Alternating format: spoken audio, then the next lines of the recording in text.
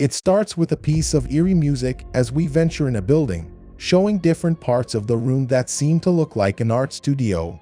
While a couple is having sex in the background, Emily Taylor walks into a building. She enters a room in which her husband, Steven Taylor, greeted her with a kiss. They talked about stolen moments for a while until Emily went out to change into her lingerie. She tries to contact somebody to no avail as her husband walks in to see how incredible she looks. As Emily turns her back, a subtle emotion of disgust is shown on her face as she approaches the cabinet to reach for a dress. Steven picked up the dress and gave it to Emily, saying that he prefers the dress he chose, which Emily humbly accepted and walked off to change. The couple went to an opening of a gallery in a museum where they were greeted by other sophisticated guests. Emily wandered around when she glanced at him, and that seemed to be someone she knew. David Shaw, Emily's consort, approached her to talk about the sudden appearance of her husband. Steven caught them talking alone, and he greeted them enthusiastically. Emily introduced David to Steven, and they got to know each other for a little while. Emily is shown at her job as a translator for the United Nations. Steven, on the other hand, is having a problem with his company. Emily then went to David. While Emily is making coffee, David seduces her, which ends up in them having an affair. They were interrupted when Steven called David, inviting him to check on his work. David and Steven met in a bar. They went over to David's studio to check on his artwork, which Steven remarked was trashy and full of despair. The two conversed in a deeper and more serious manner. Steven revealed that he knew about the affair. In addition to that, Steven read about David and revealed his background. David's real name was Winston Lagrange, a criminal. Steven broke down David's or Winston's plan, to which David reacted negatively. Steven offered a deal to David to kill his wife for $500,000 or get exposed. David got confused and hesitated. Steven did not reveal his agenda. This allowed David to threaten Steven that he will tell Emily his plan, to which Steven threatened him back with his past crimes. After that, Steven mailed a letter containing a picture of David and Emily kissing to himself. In a bar, Emily rants about Steven to her friend, Raquel, while at the same time dreaming about David. She then noticed she lost her wedding ring. When Emily went home, she was greeted by her husband, and they discussed about David. David emptied a case that initially contained art materials and random paper. Emily went into her office and called David right away, concerned about her wedding ring. David told her he took care of it, which relieved Emily. She then asked about the conversation David and Steven had. David lied while telling her that Steven offered him to take a piece she hasn't seen yet. He then canceled their supposed lunch, which they rescheduled. David went to Steven's home. Steven proceeded to guide David on some tips on how he can pursue his murder quest by providing the weak spots of the house, the time that it is most vulnerable, how he can enter without getting spotted, and the possible exits. Steven continues to give tips to David and tells him that the murder must be a spur of the moment. Steven gave the first $100,000 to David, and David humored that he will run the money, which Steven bet $400,000 more that he won't. The plan was aimed to be done the night after.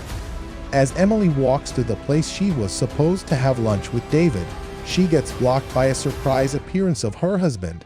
She reasoned that she was getting her wedding ring fixed, as Steven points out it was missing. Then, they went off to an expensive place while David was preparing their lunch at his place. David wondered why Emily still hasn't shown up. David found out that Emily went out with her husband instead of him, which broke him. Emily called him, telling him that Steven may have an idea about their affair, which David denied, and reassured her that they don't have anything to worry about. Emily insists that she should tell Steven everything, but David continues to tell her to wait it off for a day. When Emily arrived home, she told Steven that she didn't want him to go out for the night. She wanted to talk to him. Steven told her he couldn't stay since it was already planned. Emily walked out and entered her room. Steven took Emily's key and started the murder plan. Steven then kissed Emily on the forehead before heading out. Steven drove out, and as he passed the gate, David entered their property. While Emily takes her bath, a man creeps into the house. Steven called the house telephone that interrupted Emily's bath. Emily went out to answer the call, but she got no response. She keeps asking for a response when suddenly she gets attacked by the man. The man choked her, but Emily suddenly took a knife and almost stabbed the man. The man blocked her hand and successfully unarmed her. He kept strangling her when Emily reached for a cooking thermometer and punctured him through the neck. He and Emily fell down. Stephen, only hearing the noise, thought the job was done and hung up the phone. Stephen went home and slowly walked around the house until he was shocked by a female voice crying inside the room. He entered the room to see Emily, covered with blood, weeping beside the bed. Emily told Stephen that a man is in the kitchen and he stormed to the said location. He found the dead body lying on the floor. Stephen scattered the drawers looking for something until he found a screwdriver. He broke the lock where the man entered to set up his entry. He took the key he set up for the man. After tying the possible loose ends of his plans, he opened the door to meet the police. The police investigated the house and interviewed Emily. Detective Cromman grew suspicious of Stephen and asked him a few questions about his footprints around the dead body. They unmasked the person and it was revealed that it wasn't David. After more questions, Stephen walked out of the room. He approached Emily and gave her a hug to comfort her. The detectives walked around, looking at the couple, saying that they believed Emily while doubting Stephen. The body was then brought to the mortuary. David, ignorant of what happened, was watching from afar under the rain. He walked off sobbing. The couple was brought inside an interrogation room to be asked more questions. The police found that the home invader was a career criminal. Cromman received a call from his wife who he talked to in their native language. Emily, a translator, talked to Cromman in the same language room. The police told Emily to not leave the city, which Stephen debated since they were left with no charge. David was then shown scraping paint from his painting that appeared to be Emily. Emily and Stephen arrived at Sandra's house, Emily's mother, where they were greeted by her. Emily laid on her bed alone with Stephen. Stephen then made Emily drink a pill. Sandra confronted Stephen about what happened. She tried to make him explain how it possibly happened, but Stephen did not answer honestly. Emily then called David on the phone and left a message while David was lying on the floor. Emily's voice woke David up, to which he dashed to the phone to answer. He didn't make it, although this made David confirm that Emily is still alive, which shocked him. When Stephen went back to Emily's room, he took the telephone that was beside Emily and redialed the number, which David swiftly answered.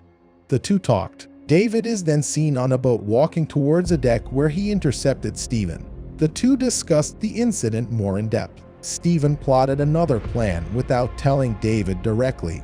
Back in the house, Sandra told Emily that Stephen is preparing for Emily's homecoming, to which Emily reacted repulsively. Emily suddenly revealed to her mother that she is leaving Stephen. Meanwhile, Stephen faced a problem in his company where his positions are being liquidated without his permission. Emily went back to their house only to find out that her keys are not working. When she got inside, she wandered around and started getting flashbacks of the incident. Stephen crept behind her and shocked her. She took a knife in reflex and aimed it at her husband. She suddenly walked off. Emily stayed with Raquel for the night. Raquel found out that Emily and Stephen did not get a prenup, and that explains when Emily dies, Stephen will receive about $100 million. Emily went to the United Nations Annex to meet with Robert Harrington, the Deputy Director of the Commodities Trade Commission. She asked for a piece of unethical information from Robert. He provided Emily with information implying that Stephen is doing illegal financial activities. She then found out that Stephen's company is under investigation and hiding losses. Emily visited the detectives to give intel about her husband. Cromman told Emily that her husband was initially a suspect until a phone call during the incident cleared him out. Cromman continued to talk, saying that a person that silently broke in mysteriously has no key in his possession. After dealing with his colleagues, Stephen received a call that seemed to be a recording of himself describing the kill that was supposed to be for his wife. David threatened and provoked Stephen. Cromman showed Emily the record of the dead man. Stephen walked into a diner and met with David once again. David told him that he must pay up, which Stephen refused. David threatened Stephen, which is in contrary to what happened before. David told him to come up with $400,000 in 4 hours. Emily came to a ghetto looking for an apartment. When she arrived, The room appeared to be restricted, yet she still opened the door and entered.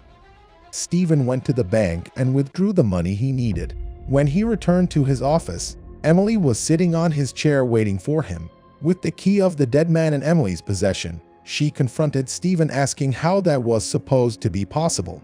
Stephen then showed the pictures of Emily kissing David, which he previously mailed to himself. Stephen lied to Emily, saying that David was using her for money and to break them off. He revealed David's background to Emily. This revelation shocked Emily. Emily then told Stephen that she knows about the problem in his company. Stephen then explained why she put the dead man's key in her keychain and more of what he did that night. Emily apologized to Stephen. Emily suggested going to the police, which triggered Stephen, and he turned defensive. Stephen instead suggested cutting David off from their lives and asked Emily about any other possible connection from him. Emily brought up the lost wedding ring. Stephen cunningly left the office with the money to get the ring. Stephen went to David's studio to find a note saying that David was waiting in Washington Square Park and left the wedding ring with the note. When Stephen took the ring, a telephone rang, which Stephen answered. The call was for David from Truman Travel about his reservation. Stephen pretended to be him and acknowledged the call. Stephen and David met in the park and did their transaction. David frantically rode a train and departed to Montreal. He entered his private room and checked on the money he received. A sudden knock on the door disrupts David. When he opened the door, it was only one of the train attendants. He let his guard down and became complacent with his surroundings. He was fine until he opened the cabinet where Stephen is hiding. He surprised David and stabbed him. As David lay on the ground, he reached for his pocket. When Stephen noticed him, he reached out first and took out a piece of paper stating that David mailed the record of his murder plan to Emily. David dies and Stephen rushes back home. When Stephen arrived at his house, he saw Emily on the terrace looking into the distance. He frantically searched for the mail containing the record and quickly took it. Emily entered to meet Stephen, and Stephen gave her back her ring. As Stephen took a bath, Emily noticed a bag that contained a box that used to contain the money previously. Emily suggested staying at home, which Stephen agreed to. Emily then pointed out that the locks needed to be changed, which kind of alarmed Stephen, yet he agreed. Emily left the house. Stephen took the key he hid behind the pipes. He wandered around the corridors when Emily suddenly appeared, asking him if the man placed back the keys where he hid them, signifying she knew about the plan. Stephen snapped and argued with Emily that he can't be foiled. Emily showed him the recording that she found in his safe, and she then walked out. Stephen blocked her way. Emily hit him in the eyes, which triggered Stephen. The couple fought violently. Emily shot Stephen and killed him. Emily walked off. The police investigated the scene and interviewed Emily. The movie ended with Carmen blessing Emily in another language, which Emily replied in English. Thank you guys for watching, and if you liked this video, make sure to watch the next one. And do let us know in the comments below if you like murder mysteries. Don't forget to subscribe and hit the bell icon. Bye.